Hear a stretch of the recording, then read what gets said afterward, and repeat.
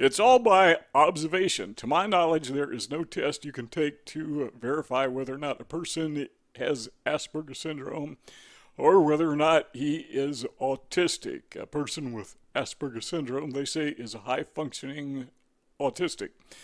But, there's no blood test you can take. They can't take a urine sample and say, yeah, this guy has autism. So how do they know? I mean, I was I was diagnosed as being autistic, and there are just a lot of characteristics, a lot of boxes to check that verify that. And that's how they find out. That's how they make that determination.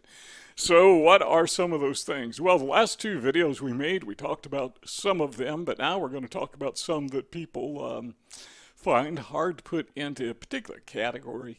So let's talk about these things. Number one is people who evaluate us, diagnose us for autism. First thing they look at, not the first thing, I should say, one of the things they look at is our posture. If our posture is kind of awkward, if our movement is kind of awkward, that's typical among people with Asperger syndrome, people with autism. Somehow we just carry ourselves in a particular way that suggests that we're not really comfortable.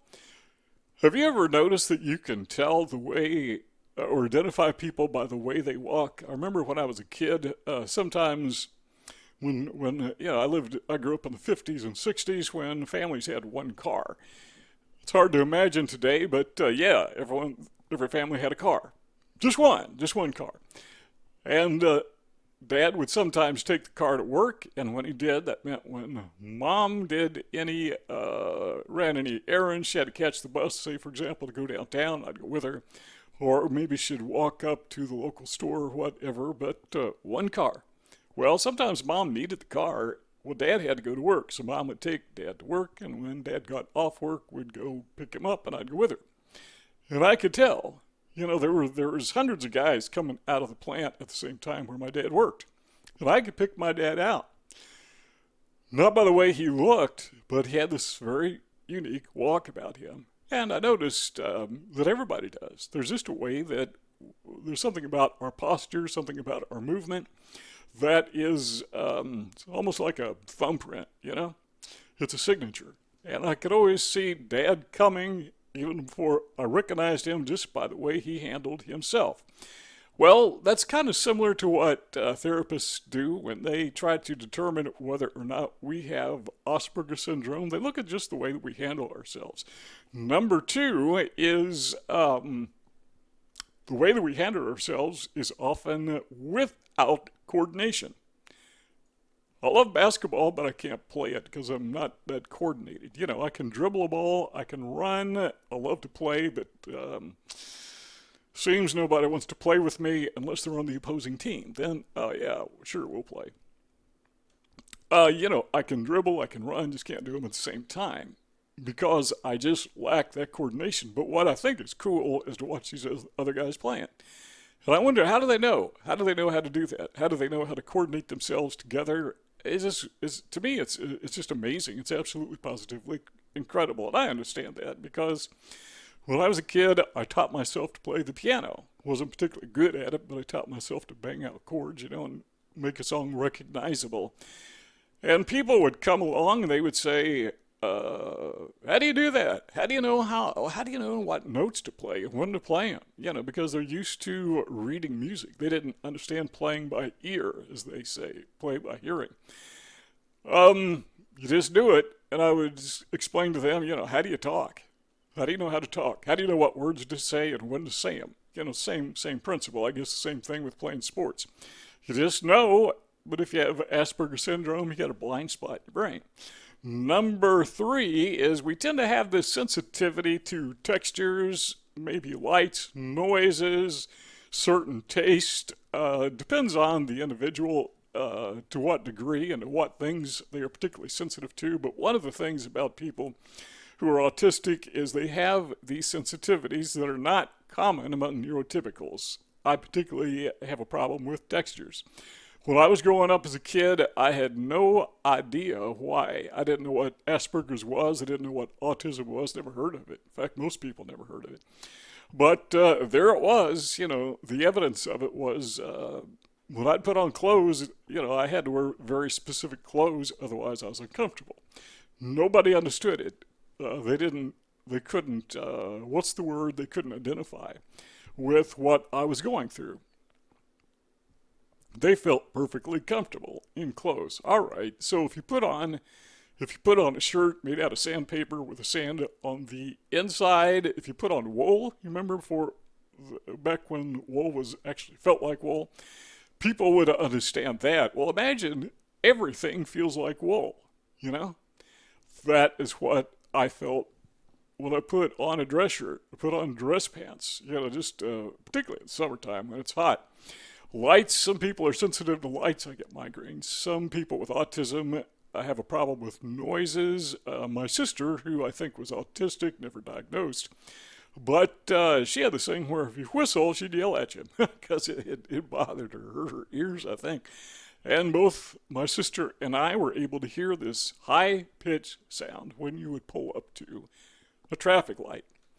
I don't think that is there anymore. We're talking about back in the early 60s, maybe late 60s. There was something about some traffic lights that, something in the mechanism, that you could hear this weird noise. Now, one thing I've never been able to do, but I wish I could, I can't hear radar. Now, that would be very useful, but unfortunately, I don't know anybody could do that. Same thing applies to taste. I don't think I've got a problem with that, but I've read that a lot of people with Asperger syndrome have a problem with particular taste. If you do, you could tell me about it in the comments, tell others about it. But probably that could be a good thing. If you have a problem tasting some things, my problem is I think everything tastes good. If it's real food, I mean, if it's a consumable, chances are I consume it. Yeah, I got a little weight problem, and I'm working on that. Lost 100 pounds, by the way, the last 5 years. Number 4 is we tend to be topic focused. We will have some topic that we're really zeroed in on, and we will focus on that, and we will focus on it, and we can become experts in this tiny sliver of an area, of an area, of an area. That could be a very good thing, because if somebody needs an expert in this, the person with Asperger syndrome is the guy to go to. But the downside of that is chances are whatever that thing that you're very interested in really doesn't play well in the world at large. So it's really not always a marketable skill, but sometimes it is. But nonetheless, that is a characteristic. So if you have a specific topic and you want to share it with our other readers, or listeners rather, feel free to mention that in the comment sections. Well, you have a comment section so people can talk to each other. Number 5 is we love routines and we don't like changes, Spreadsheets, I like to say, were made for Aspies. Spreadsheets were made for people with Asperger syndrome because we could put everything in a row. We could put a time and a date on it when it needs to be done. Calendar is really cool for people with Asperger syndrome. We tend to make good accountants because we like things organized and neat and in a row and easily verifiable. So I have spreadsheets. I don't call it a diet, I call it a meal plan, and it's on a spreadsheet. I've done that for years. Back when I was in better shape and I was able to exercise, I would have my exercise routine on a spreadsheet. When I do housework, chores around the house, I have days that I do certain things, and that's on a spreadsheet. Somewhere. I don't look at it anymore because I pretty well have it memorized. But we like routines and we don't like changes. This is the way it's done, and that can be a negative, particularly if somebody comes up with a better way of doing something.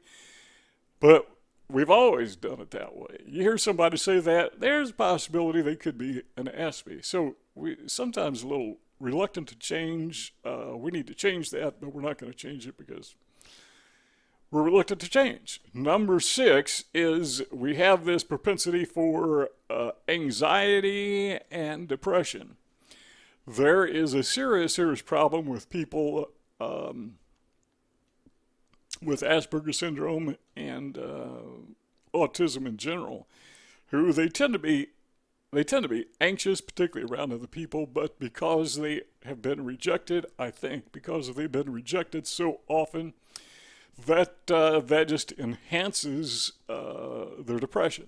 And it's, I say their depression, I'm just kind of assuming that everyone with Asperger's syndrome has depression, which is not true. I'm sure there are some exceptions, but I think the ideation is like 60%, according to one study. I mean, it is that severe.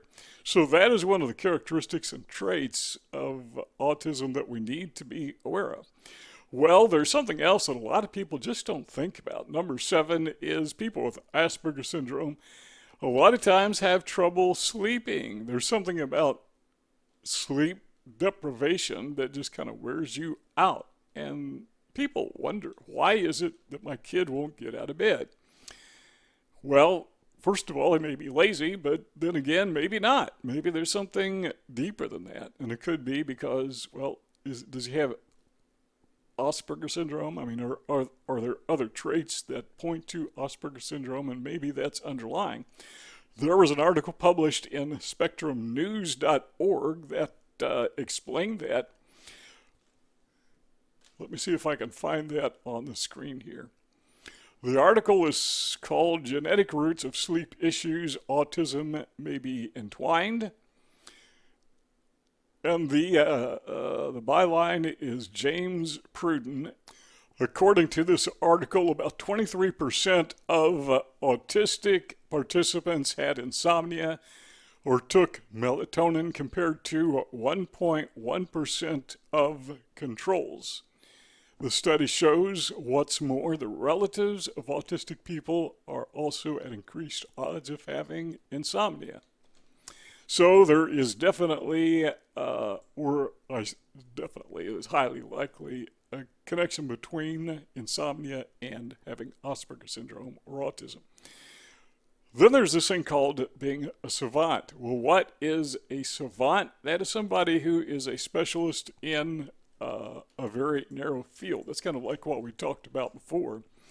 But it is defined by Merriam-Webster as a person affected with a developmental disorder such as autism or intellectual disability who exhibits exceptional skill or brilliance in some limited field such as mathematics or music. Now, I got to say this, that when you find an autistic, chances are you're going to find somebody with autism. That is problematic because every time you see a savant, when the media reports it, they say the person is autistic. They bundle the two together. That gives a false impression that every person who is autistic must be a savant. Not necessarily a very small percent. From what I've read, very small percent of autistics actually are savants. But if you are a savant, chances are you're autistic. Not vice versa. And then number 9 is, this is kind of incidental, but people with Asperger syndrome, the thing that separates them from autism in general, they're really not separated, but they're, what would we call it, labeled, is that they have an average IQ. So if you are autistic and you have an average IQ or higher than average IQ, then you are identified as a person who is autistic but you're high functioning, or you have Asperger syndrome. Let's keep talking if you want. There are 2 rectangles on the screen. To keep our conversation going, just click on one of those 2 rectangles and we'll keep hanging out. But if you're done, well, thanks for stopping by and see y'all next time.